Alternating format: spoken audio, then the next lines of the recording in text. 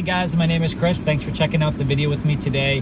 What we're going to be talking about today is which BMW features are now subscription based and are they worth it?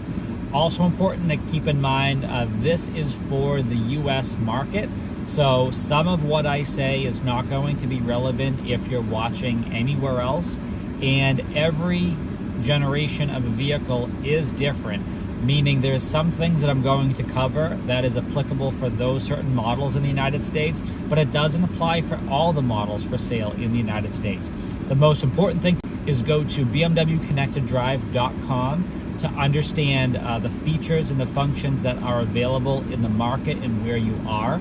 But even more important, that if you have a BMW, is to log into your My BMW account and to take a look underneath the Connected Drive Upgrade feature inside of the app so you can see exactly what is relevant for your car. Okay guys, so this is how we figure out which features are subscription based today. First thing to keep in mind is that this is going to be a little bit different depending on the vehicle that you have. We're in a vehicle with iDrive 8.5, so that is not going to have basically digital premium, which comes with iDrive 9. That is an entirely different system. They basically kind of chopped up all these services and features. That car is far more automated with iDrive 9, where you can update individual apps, you can buy things individually, you can buy packages after. There's a lot more basically features on demand for vehicles with iDrive 9 than there is with iDrive 8.5. There are some, but it's not as evolved as it is with iDrive 9. So if you have iDrive 9, you have something called Digital Premium, and that is a whole host of apps and services that is provided to you initially as a trial. Then you can continue that monthly for a charge, or you can pay once for an annual package as well. Whether or not that is worth it to you, and it combines everything. You know, it combines everything from your intelligent personal assistant to enhanced navigation maps to gaming in the car to a video entertainment application in the car, and it even extends to certain lighting features that you can subscribe to have different lighting elements to. Whether or not it is worth it is very much a personal opinion. You know, is this stuff going to bring value to your ownership experience of the car? Is this going to be meaningful or, make your drive that much more, enhanced? For some people it is, and they do subscribe. For other people, it's not. They may use different examples and say, hey, I use Apple CarPlay, I use Android Auto, I don't use BMW navigation, so I don't need X, Y, and Z, or I'm not interested in this, or I'm not interested in that. So everyone has a different perspective. I don't think it's fair to say across the board that, it's 100% worth it for everybody to subscribe and to get everything. It is a case-by-case basis, but I would urge people to go under the digital premium section in their car to just take a look at what the store has to offer and whether or not they find value in that. So carrying on from that, we're going to go back to iDrive 8.5, and I'm going to show you basically the version that we had before iDrive 9. So we're going to go under the 4 dots and right under the Connected Drive store. So it's going to tell us no services are available because everything is fully activated for this car. There's nothing it doesn't have, basically. So if we go under subscribed, this is going to tell us a breakdown of the different tiles of what we have available and what's going on.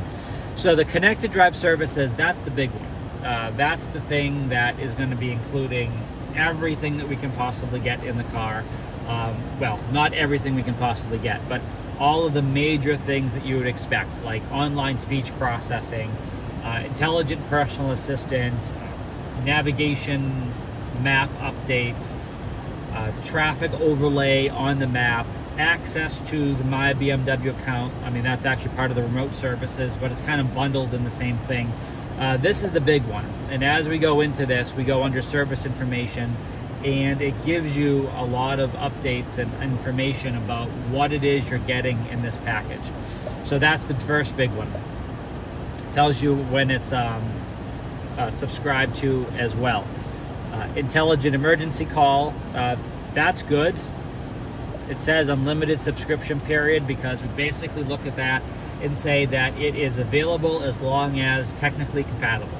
And what that means is as long as the cellular providers, so Verizon, AT&T, T-Mobile, as long as they're supporting the 4G LTE in our vehicles, 5G in some cases, then that means that the intelligent emergency call is going to function. To give you a quick story about that, our older cars that once had 3G connectivity, those same providers that I mentioned, they sunset that technology. So 3G is not accepted or supported inside the United States anymore, which means that those vehicles had, something had to happen with them. They either no longer had connection to the internet, or they could be retrofitted by either software or software and hardware, depending on how old the system actually was in the car.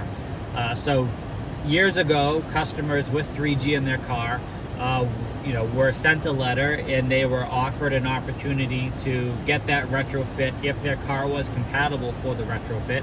And then they can continue to use the intelligent emergency call. That's how it works. They're not going to ask you to pay for this because it's a core safety feature. But it does need to be supported by the wireless, by the telecommunications companies.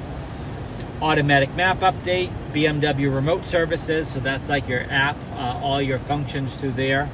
BMW teleservice, this is how your car intelligently communicates with the service department, letting them know what is needed. Connected package professional, that is another big package. Entertainment, this is how we're getting TiVo in the car and watching movies and streaming live TV. A welcome light animation was added to the car, so as I was approaching the car, the daytime driving lights and the tail lights are going to have this sort of pattern, and the whole kind of dance around a little bit. Remote software upgrade, traffic camera information, smartphone integration, BMW drive recorder, personal eSIM. So these are the things that are basically available in the car and that are subscribed to. So again, the best thing to do is to go onto your My BMW app, go under the little shopping bag in the car that's in the lower right hand corner, go into the store there and see, you'll basically kind of see something like this, and it's going to show you what you have, what you don't have, what you could buy, tells you the durations, everything. You can do it so easy right from the app. You cannot buy anything in the car. The only cars you can do that is with iDrive 9, because that head unit in those cars is an Android automotive OS system, and it has an online app store built into it. So they can buy stuff in the cars. iDrive 8.5 cannot. They have to go through the My BMW app. And obviously anything prior to iDrive 8.5 also have to go through the My BMW app. So again, my name is Chris. Hopefully that has been helpful. Please make sure you check out the links down below. Subscribe so you can always stay up to date with the latest content. Check us out on other platforms. We're everywhere now. Please make sure you stay healthy and safe out there.